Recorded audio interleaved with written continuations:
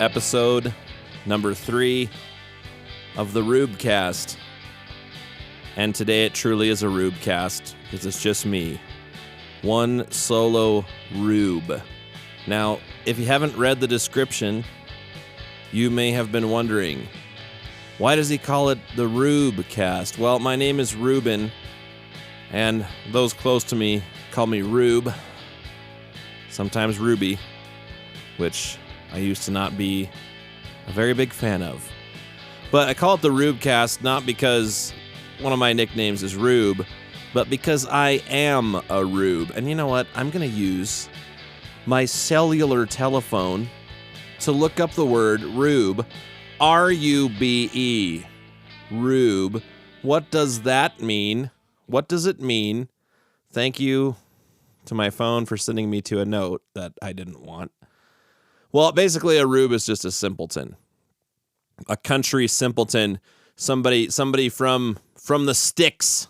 That, was that too loud? Sticks. No, okay, good. Checking my levels, it's one-man show today.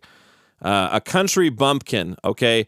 Rube, R-U-B-E, Rube. They're a Rube. They're Rubes. I'm not going to figure it out. Rube.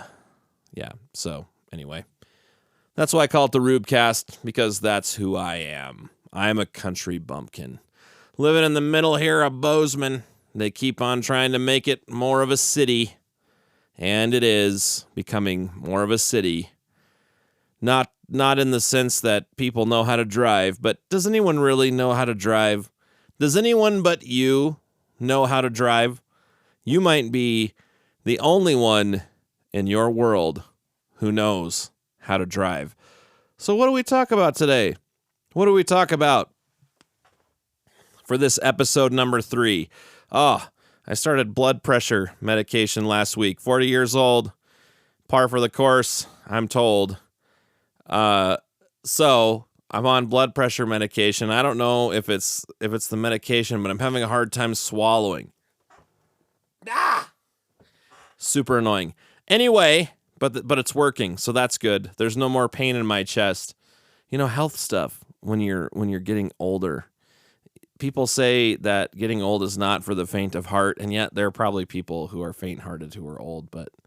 And I wouldn't even say that it's not fun. I think it's fun being alive for the most part. So I've got some topics here that I was going to talk about, and none of them really look that great. Well, one looks okay, so I'm just going to pick that. My first job. It might not be what you think it is. What was your first job? My first job was being a brother. That was my first job. Now, before I get into that, my first, quote, real job in the thriving metropolis of Belgrade, sometime in the late 90s to early 2000s, I can't remember. Probably 2000, 99, 2000, somewhere around there.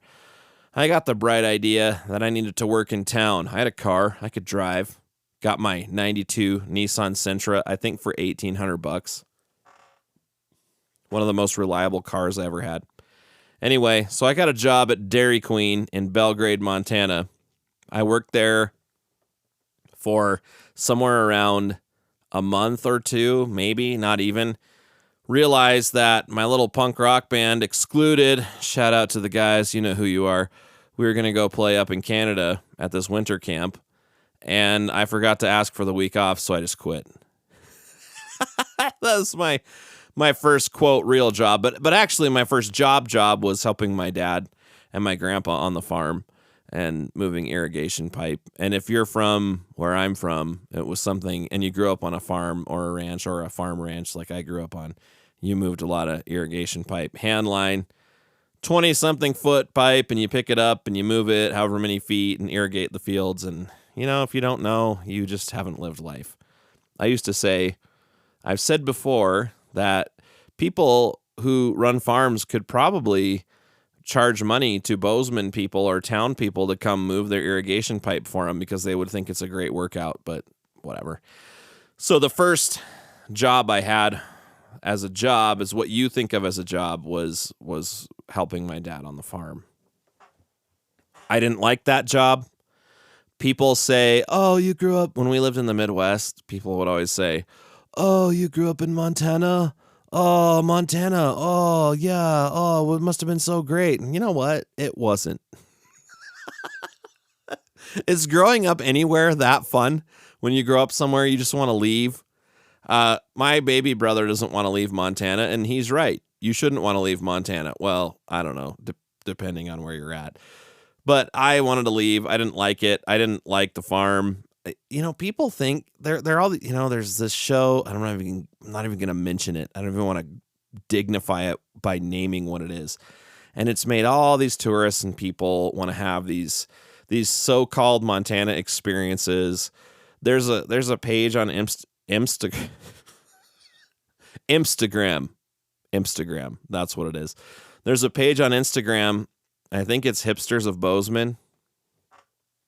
And I can't follow it because it just makes me extremely angry. People dressing like cowboys who have no business dressing like cowboys. It's absolutely horrible. But people have this idealized version of Montana that everyone dresses like a cowboy, and people have varying ideas of what that is. What is it to dress like a cowboy? And for the most part, it's just wearing clothing that you can work in, because that's what ranch people do. They work for a living. They don't walk around looking good like on that stupid show. Anyway, so my first job, I refuse to digress. My first job was working for my dad and my grandpa. And as much as I say I didn't like it, looking back, it was a really good way to grow up. I learned how to work hard. I learned how to get things done. I never really learned how to back up a trailer that well because I just didn't. I could probably do it now, but the guys would make fun of me for that pretty regularly. But anyway, I did learn a lot of good stuff. Show up, work hard, don't complain, get hurt, keep going. There's a lot of really good stuff that has served me well in life. So that was my first actual working job. But my first job, and what I mean is the first time I was ever assigned something significant, was that of being a big brother. And those of you who are older siblings, if you were really lucky, before your younger siblings were born, at least before your first younger siblings were born, if you have multiple siblings, I have 3 younger brothers. My middle brothers, Caleb and Josh, are twins. So before they were born, I got a shirt that said, "I'm the big brother." And I took that seriously. I did not know what was coming. I didn't know what was going to hit me. The fact that these little buggers were going to turn my whole life upside down. They would grow into small beasts that wrecked all my stuff. I didn't know what I was getting into, but that was the first job that I had, and I was very proud to be a big brother. I had to remind my brothers, Caleb and Josh, that I think it was when I was in kindergarten, because I was 5 when they were born, that my daughter says actually all the time. We're going to talk about funny my daughter stories with my wife, and you can listen to that later. My partner's not with me. But anyway, I actually brought my little brothers. I had my mom bring my little brothers to kindergarten for show and tell. I was so excited to be a big brother. I was excited to get promoted in the franchise. I was moving up in the world. I was not just a solo child anymore. Now I was a big brother. Okay, this is the real deal. And I liked being a big brother. Now, growing up as a big brother, it was fraught with certain job hazards, as in doing your best to not absolutely beat the tar out of your little brothers. Things were fine before they could talk. Excuse me. Man, as soon as I get behind a microphone, my throat wants to make weird noises. I apologize for that. I've been having some stuff going on. Anyway, but as soon as the brothers could talk, that was when it became an issue, because they could talk back and they could make fun of you and they could insult you. And any of you have grown up in homes with multiple boys, it gets pretty brutal. Things get personal really quick. That was my first job, though, was being a big brother. And I really enjoyed it, and I still enjoy it. And that's where I think about this the most, is my little brothers still call me. They call me for encouragement. They call me to talk things out. I will call them to talk things out. As your siblings get into adulthood with you, if you're close to them, you have this council of people that you can just talk to. You can talk to them about anything. But I still take my big brother job very seriously. It's one of the most important jobs that I have currently. Talking to my brothers, checking on them, seeing how they're doing, having fun, getting together. My three brothers, Caleb, Joshua, and Jabin, are three of the most hilarious people I know. I have not met many people that are as funny as they are. They make me laugh harder than anyone. We, by the way, little peek behind the curtain of the Cinema family. If you have any sort of distinctive thing about you, we've probably done an impression of it. And it is fantastic. Many of these impressions will not see the light of day because people would get offended and complain to somebody. But we have a lot of fun. We do impressions of people, and we often asked ourselves, I was the instigator. So I'll give you an example. We've told this story over and over again. We were in my mom's room before she passed away, a few days before she passed away, and we were sitting almost in the same format we used to sit before the expansion team came on, Jabin, our youngest brother. We were sitting there, and we were sitting in the same order, the same seating chart that we had growing up, and Dad would do devotions, and our poor dad would be trying to do devotions. And inevitably, somebody would get the giggles. Josh would maybe start mouthing the words alongside of Dad. So Dad is reading, and Josh is going, "Nya, nya, nya, nya, nya, nya," but silently, of course. And then Mom would start to giggle, and then I would escalate things, and I'd fall off my chair or do something stupid. And my poor dad. Anyway, so we're sitting there in my mom's room. She's not doing well. She's having a hard time staying awake. And I said, this is just like family devotions. And we started laughing and talking about how we had zero attention span. And our dad said, well, I tried. And we just had a good laugh. And it just reminded me that I've gone through most of my life with these guys. And I'm so grateful. I'm grateful for my brothers. And that's kind of a mixed thing for us because we have one kid and we don't think we can have another one. And we wish so much that she could have a younger sibling. And then people say, well, you could always adopt. Yeah, check how much that costs. Anyway, back to the main thing. But I'm so glad that I have my brothers. She's got cousins. That's good. And we hope to raise her to be very self-sufficient in a manner of speaking. But having my brothers, having them around, just such a great thing. It was the first job that I ever had. And we got in so much trouble together. We rode to school. When I started being able to drive, we rode to school every day. And Caleb and I would just fight like crazy. And I'd grab his head with my right hand and slam his head into the window while I'm driving down the gravel road at 55 miles an hour. And we just had such a good time. Well, he wasn't having a good time at that point. But they're just those things that you fight and you fight and you fight. And most of the games that you come up with, and I know some of my friends can resonate with this. I'm thinking of certain ones of you right now. The games we would come up with. There was an era of Pizza Hut where if you got your book it done, I think if you read enough books, which boring. Anyway, if you read enough books, you got baseball bats, but they weren't regular baseball bats. They were foam baseball bats with a plastic core. You got a baseball bat and like a little Nerf ball if you handed in your book it thing. I think that's what it was from Pizza Hut back in the 90s. And so we all had these baseball bats, and of course we're boys. So the first thing we think of doing is let's just beat each other up with these. We'll hit each other. So I go, guys, let's have a sword fight. Come on, everybody go outside. And we'd be hitting each other with these foam bats. Someone would always get whacked in the face, and they'd cry, and they'd go inside. And I'd say, come on, guys, come back, please. We need to, And it was always something like that. A lot of times we would go upstairs into the spare room at the time in our old house, and we would use our socks like nunchucks, and we would hit each other. A lot of our games involved projectiles. We used to play what we called Rock War. rock war, as in Caleb and Josh would go on one side of the driveway because it was an elevated driveway, and I go on the other side of the driveway, and we would lob rocks at each other. So there's this bridge, I go on one side of the bridge, Caleb and Josh go on the other side of the bridge, and we're throwing rocks at each other. And there's really only one rule, and it was no rocks bigger than your fist.